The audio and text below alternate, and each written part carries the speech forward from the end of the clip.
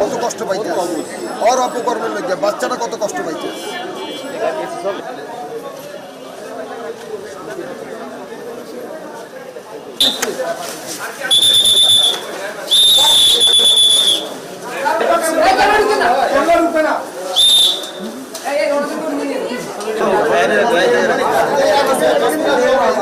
ভাই আস্তে আস্তে আস্তে আস্তে সামনে যান পিছনে গাড়ি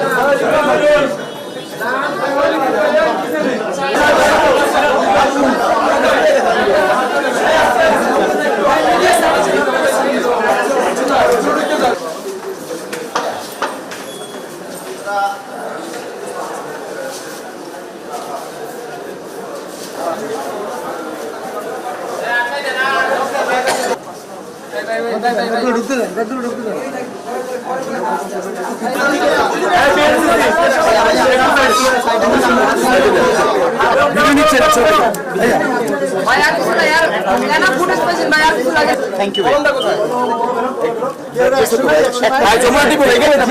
একটা জিনিস দেখাবো তাদের ব্যাংক স্টেটমেন্ট একটা জিনিস না না পরে দেখাচ্ছি পরে যমুনা ভাই যান যমুনা ভাই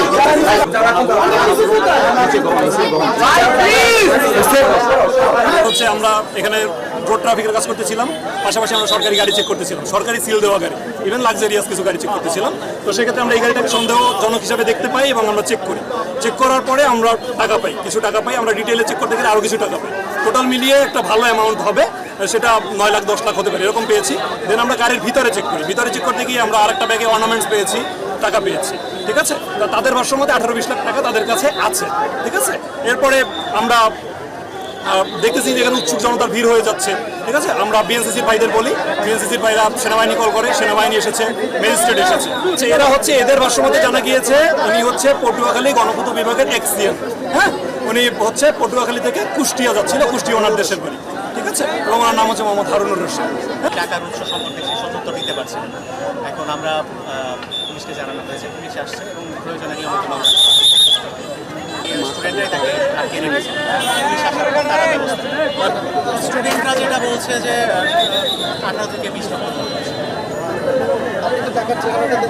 না, আমরা এখনো চেক করিনি, যেহেতু স্টুডেন্ট আগে করে ফেলেছে এবং অথরিটি নিয়েই করা হচ্ছে।